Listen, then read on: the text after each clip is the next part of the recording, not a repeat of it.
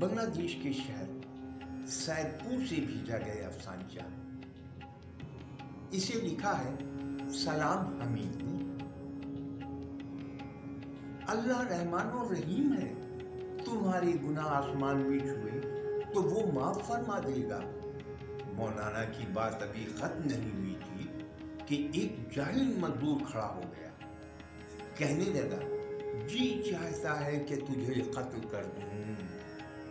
मौलाना गजबनाक हो गए, मगर वो जाहिल उसकी परवाह किए बगैर कहता गया, माशरा वैसे ही गुनाहों में डूबा हुआ है और तू मजीद गुनाह के लिए उकसा रहा है।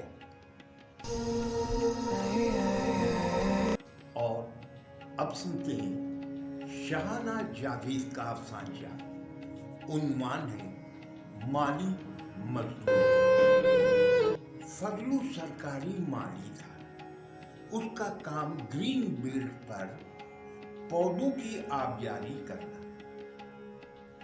उसकी ड्यूटी एक बड़े इलाके के ग्रीन बेल्ट्स पर थी। वो फखरिया इन पौधों को अपनी औलाद कहा करता, इस तरह उनकी देखभाल भी करता। साथ ही मददगार उसके फूल पौधों से मोहब्बत को सराहते थे। अक्सर अफसरान उसे इनाम से भी नवाजते, लेकिन आज वो ग्रीन लाइन के ट्रैक की तामीर की वजह से उन्हें उजाड़ने वाले ग्रीन लाइन के मजदूरों की कतार में खड़ा था कि पेट का भी तो कुछ तकाजा है। अफसानचा उर्दू अदब की एक अहम सिंफ सुखन है। इसकी तरजीह में हमारा साथ दें, खुद भी चैनल को सब्सक्राइब करें, दोस्तों से भी कहें कि वो चैनल को सब्सक्राइब करें। सब्सक्राइब का बटन दबाने के बाद घंटी का बटन दबाकर ऑल पर क्लिक जरूर करें। अब सुनते हैं राहत वफा राजपूत का अफसानचा। उन्वान है बद परहेजी। उसने राशाज़दा हाथों से बिस्कुट मुंह तक ले जाने की कोशिश की, मगर वो छूटकर नीचे गिर गया। उसने झुककर बिस्किट पकड़ना चाहा तो वो चूरा बनकर बिखर गया। उसे शुगर डाउन होता हुआ महसूस हुआ, लेकिन और कोई चारा भी तो नहीं था, क्योंकि दरवाजा बाहर से बंद था, जिसे खुलने में अभी देर थी। बीवी की मौत के बाद वो बहू के रहमो करम पर आ गया था और बहू थी कि वो इसकी बीमारी से तंग थी। उसने अपने शौहर को ये बावर करा दिया था कि तुम्हारे अब्बा की बद परहेजी शुगर कंट्रोल होने नहीं दे रही है। शौहर भी इतना ताबेदार था कि बात से कुछ भी पूछना गवारा ना किया और उस कमरे से हर खाने की चीज हटा दी। यहां तक कि बच्चों को भी कोई चीज देने से मना कर दिया। ये बिस्किट भी उसने अपने छोटे पोते से छीन कर लिया था। क्या करता, भूख से पेट में गरहें पड़ने लगी थी। बहू दोपहर को उठकर नाश्ता बनाती और बहुत कम मिकदार में एहसान जताकर उसे देती।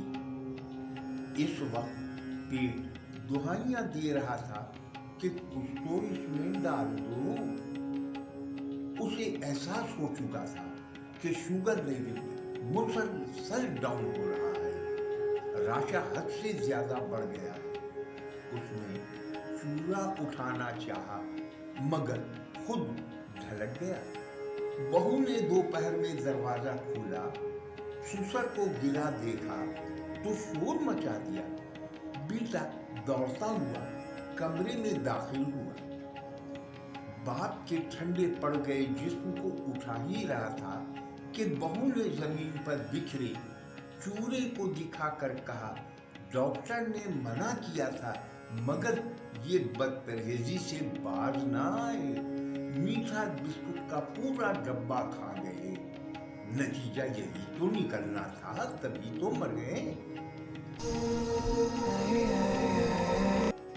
और अब सुनते हैं बांग्लादेश से मौसूल मारूफ कलमकार हैकल हाशमी का सांचा ख्वाहिश। वो फुटपाथ पर पढ़ने वाला एक लड़का है जिन्हें चुकाई कहकर पुकारा जाता है। वो एक चाय के खोखे पर काम करता था। उसे डब्बे वाला गाढ़ा दूध बहुत पसंद था। मालिक दूध का जो खाली डब्बा फेंकता वो उसे अलग रख लेता और इसमें से बचा खुचा दूध चाट चाट कर खा लेता। लेकिन मालिक इतना कंजूस था कि उन डब्बों में गर्म पानी डालकर आखिरी कतरा भी चाय के कप में ढाल देता। वो दिल ही दिल में सोचता कि जब उसके पास बहुत सारे रुपए पैसे हो जाएंगे तो वो गिलास भर भर कर दूध पिएगा, लेकिन आखिर में कुछ दूध छोड़ देगा ताकि उसके नौकर पी सकें। आपका एक लाइक, एक कमेंट हमारे लिए अहम है। आपकी रहनुमाई हमें चाहिए, इसलिए कमेंट जरूर किया करें। कौन सा सांचा ज्यादा बेहतर है, इसकी निशानदेही से ही हमें रहनुमाई मिलती है, इसलिए कमेंट कर दिया करें।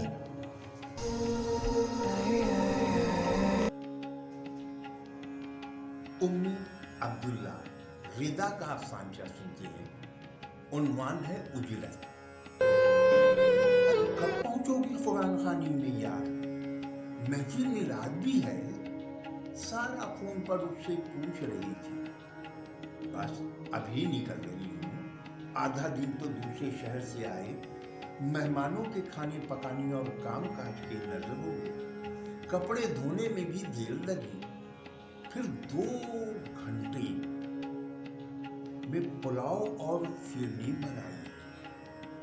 बस कपड़े इस्त्री करके तैयारी के लिए कुछ वक्त चाहिए।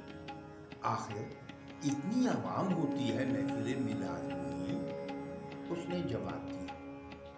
सिपाही काफी रहते हैं पढ़ने वाली और यासीन शरीफ भी। इतना टाइम हो गया अभी तक पूरी ख्वातीन भी नहीं पहुंची। उधर से वो शिकवा सुना था। अच्छा, आधा घंटा लगेगा तैयारी में, फिर फटाफट 5 मिनट में नमाज पढ़कर निकलती हूँ। सिपारों की तो फिक्र ही ना करो, चुटकियों में पढ़ लूंगी वही।